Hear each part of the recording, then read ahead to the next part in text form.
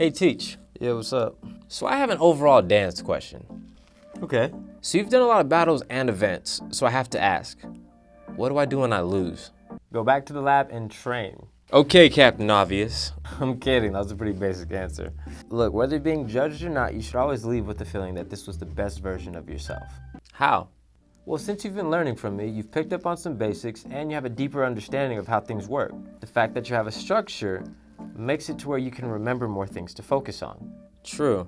I will say I used to black out a lot whenever I danced, but now I'm starting to remember more and more things. And I'm also using those stances too. So, can you say you're a better dancer today than when you started? I guess so. Well, all right. Let's continue. Sure thing. All right, stomps. My time has come.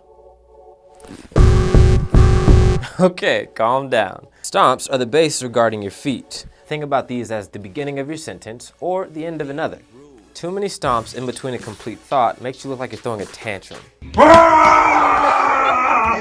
Now, there are many variations to stomps, but for right now, we're gonna stick with the basic three. Gotcha. For the first stomp, act like you're kicking a ball, lift up that knee, and then stomp it down. This is your overall stomp. Now remember to use your stances. Okay. For your second stomp, lift behind your leg and then stomp it right back down. This is more of a quick stomp. You can enhance your quicker movements without killing your momentum using the first stomp. Okay, so main stomp, quick stomp. Got it. And your last one, this is a little bit on the flashy side, but we're gonna call this the switch stomp. One foot you're gonna pivot while being on your heel, and the other one, you're gonna use that quick stomp motion. So putting that together, it's gonna look something like this. This adds a little bit of style into your movements. Remember to use these wisely.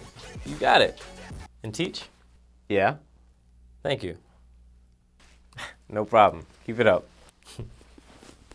Hey, Teach. Hey, it's been a few days now. I haven't seen you in a while. Yeah, sorry about that. Okay, well, are you ready for the next fundamental? Actually, no. Can we take a break? I have a really important question. Okay, what's up? So for my stomps, already liking where this is going. Should I wear regular Timberland boots or should I wear knockoffs, kind of like these?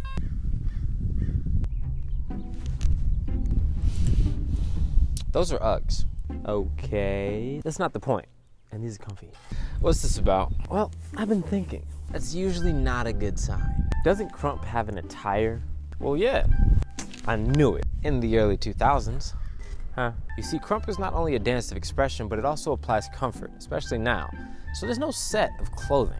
Usually when newcomers start, they instantly think ripped jeans and Timberland boots is gonna make them look more Krump. That and an unusual amount of hops.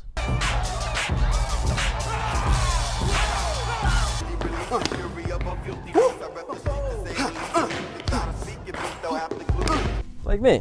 Please don't say it like it's a good thing. I'm sorry. Look, if you want to look more Krump, then practice more Krump.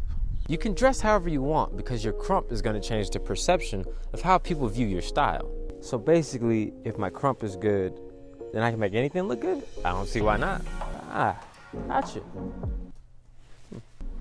Uggs. Hey. Hey.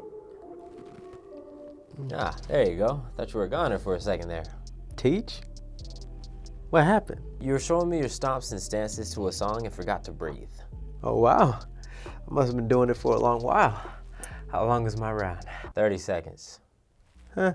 Yeah. Need help? I got it. Listen, that can't be right because I always breathe. I'm even doing it now. True, but when you're focusing on applying movements with your body, you can easily forget to breathe. Just like runners, boxers, hell, even rappers. Dancers always need to control their breathing so that they can maintain distance, range, and be able to dance longer. Well, how do I do that? With your next fundamental, chest pops. That's easy. Check it. You know, this reminds me of something.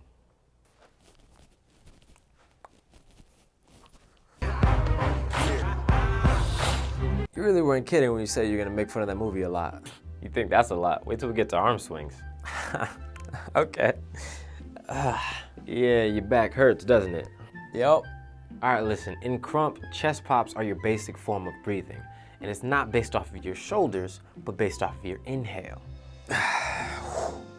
Yes, sir. For your first chest pop, take a quick inhale while pulling your chest up. This is your basic chest pop. An old-fashioned technique on how to remember this is to act like you're bouncing a necklace off your chest. Light work. Okay, necklace. Bounce. Okay, sweet. For your second chest pop, take that same inhale that you did earlier, but then shrug your shoulders forward. To get more comfortable with the shrug, act like you're putting a coat on. Then eventually with more force, you can drop the hands and you can make it look more confident. Coat on. Okay, cool. For the last one, take a big inhale and then drop your chest. This is your power chest pop. When you start to dance too hard or focus your attention on quick breaths, you'll tend to cut your move short or worse, lose control of your breathing. So to counter that, simply take a deep breath. It's also a good way to keep your composure in your round. Got you. All right. Remember to breathe out too, okay? Hey! Yo, teach. Shh. I'm trying to give you a new atmosphere, something that's going to help you pay more attention. You already lost. Check out this video.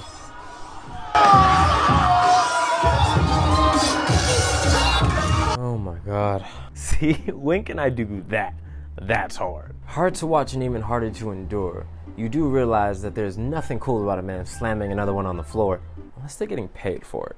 I see your point, but isn't that something I have to deal with in a battle? Touching, maybe. But the goal of your round should always be the expression without taking it too far. You see, it's not a fight, so you should always keep things crump. You don't ever want to cause harm to your opponent. Ever. Okay, gotcha.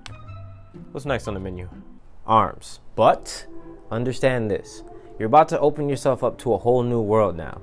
So before we do all that, I have to prepare you for it. Okay, how? With arm placements. No. And we're going so well up to this point. What now? I want my arms to be the most powerful and the most crazy. So I don't care where they go as long as they hit. You do realize that's the fastest way to get beat up, right? Did you watch what happened right after that slam that you just showed me?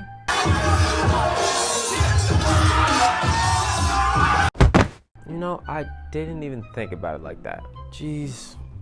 Okay, so what's up? Arm placements are positions for your fundamentals to work through in terms of your arms. They're basically setups so that your movements become more precise. So basically, the more arm placements that I have, the more precise I can be. Of course. Okay, teach me. All right, I'm gonna give you one basic arm placement. Put your hands to your chest and pick your elbows up. This is an easy position for your arms to come back to as a reference. Gotcha. When we get over to jabs and arm swings, arm placements are gonna give you a huge boost because they give you references that are gonna make them a lot easier. So as an extra task, I want you to make 2 of your own. Okay, I'll start working on it now. Sweet, I'll check back later. Hey, teach. So I came up with a couple more arm placements. Oh, great. That means we can actually start arms. So since everything that we're gonna do right now is universal, we're just gonna stick to the basic arm placement that I gave you last time. Okay, we're gonna start with jabs. Oh, we fighting? The violence begins. Not exactly. Can we stop with the violence talk? Like, why are you like this? Killjoy. Anyways, we're gonna start with straight jabs. Straight jabs are led by your forearm and your elbow. So basically sit into that placement, extend out that arm completely, and then bring it right back. Sounds easy enough. You thought that was pathetic. Ew. Ew. Doesn't look easy enough. Why is it looking like that? That's because you're focusing on the extension. When you're doing any jab of any kind, the precision comes from how it comes back, not out. Oh. So that's a straight jab. Now on the cheat jabs. Wait, I could cheat too? I'm gonna come up with better names for all these. Yeah, you walked into that one. Anyways, cheat jabs are like the almost jabs. Basically, from that extension, cut off the extension that you're gonna be having from that jab. These jabs are gonna look more flashy because the movements are small, but they're still very precise. Oh, I'm definitely using. Don't abuse this. You didn't even let me finish. I meant, I'm definitely gonna use this very rarely because cheating is bad. I'm not buying it. Dang it. And lastly, we have directional jabs. These jabs are gonna stop you from dancing very 2D. Simply take jabs from different angles. Behind you, corners, towards the floor. There are many directions in jabs that you can utilize. Straight, let's cheat, and directional. Got it. All right, I'll check back with you next time, okay? Hey, teach. So I've realized something. Okay, what's up? So whenever I see you dance, I see those L's you make with your hands. Actually, it's perfect you say that because I already know why. Oh, do you? It's because you're calling your opponent's loser to win. So whoever throws the most L's wins, right? I must be close from your reaction. Close? I'm sorry, that was extremely far-fetched. You see there's far, and there's too far, and there's light years away, and then there's you. Ouch. You see, the hand L's that you see me making are simply a basic hand position that help me tell stories through Krump. Wait, you can tell stories? You're not there yet, but let's go over hand positions. Gotcha. First, put your hand in an L shape and then angle it over to the side. This is talking. This position is for directing, guiding, and building direction. You can tell people where to look, as it will help them get a better understanding of where your ideas are going. Like a conversation. Yeah, I was way off. You don't say. Keep in mind that this hand position gets used quite a bit by people trying to look more Krump. So to separate yourself, don't rely on these hands. Like in real life conversations, no one likes someone who talks too much. Whew, it's a good thing I don't talk too much. What? Never mind. Second, I want you to open your hand.